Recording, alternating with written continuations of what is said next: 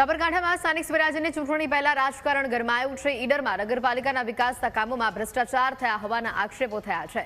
કોંગ્રેસ દ્વારા કરવામાં આવ્યા છે આક્ષેપો। વર્ષ 2018 થી 2023 દરમિયાન બીજેપી શાસનમાં થયેલા કામોમાં નિર્ધારિત ખર્ચ કરતા બમણો ખર્ચ કરી કરોડોનું કૌભાંડ આચરવામાં આવ્યું હોવાનો આક્ષેપ કરવામાં આવ્યો છે।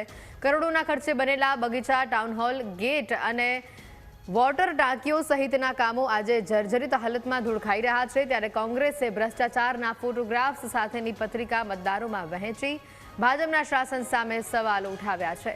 આ સમગ્ર કૌભાંડ મામલે ઉચ્ચ અધિકારીઓની હાજરીમાં તપાસ કમિટી બનાવી તટસ્થ તપાસની માંગ કરવામાં આવી છે। સ્થાનિક સ્વરાજ્યની ચૂંટણી પહેલા જ ભ્રષ્ટાચારનો આ મુદ્દો સમગ્ર પંથકમાં ચકચાર જગાવી રહ્યો છે।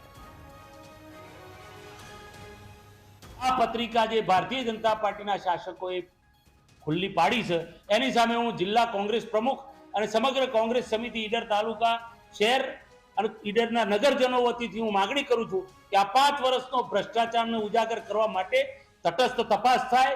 ન્યાયિક તપાસ માટે સીટની રચના કરી અથવા સિંગલ રિટાયર્ડ જસ્ટિસની એક રચના કરી અને જો આનો ભ્રષ્ટાચારની તપાસ કરવામાં આવે તો કરોડો રૂપિયાનો ભ્રષ્ટાચાર કરી અને ભારતીય જનતા પાર્ટીના શાસકો પોતાનો ઘર ભર્યો છે અને આજે પણ દેખાઈ રહ્યો છે। પણ જાગો ઈડરજનો જાગો, આપણે જાતે મર્યા વગર સ્વર્ગમાં જવાશે નહીં। હવે તો છે ગળા સુધી આવી ગયું છે।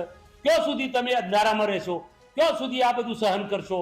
હવે પરિવર્તન સિવાય બીજો કોઈ વિકલ્પ નથી। આ ભ્રષ્ટાચારીઓને જાકારો આપવા માટે આવનારા દિવસોમાં સત્તા પરિવર્તન કરવા માટે આપણે બધા સૌ સાથે મળી અને સંકલ્પ કરી અને કોંગ્રેસ પક્ષનું શાસન સ્થાપીએ એવી આજે મારી આપને અપીલ છે।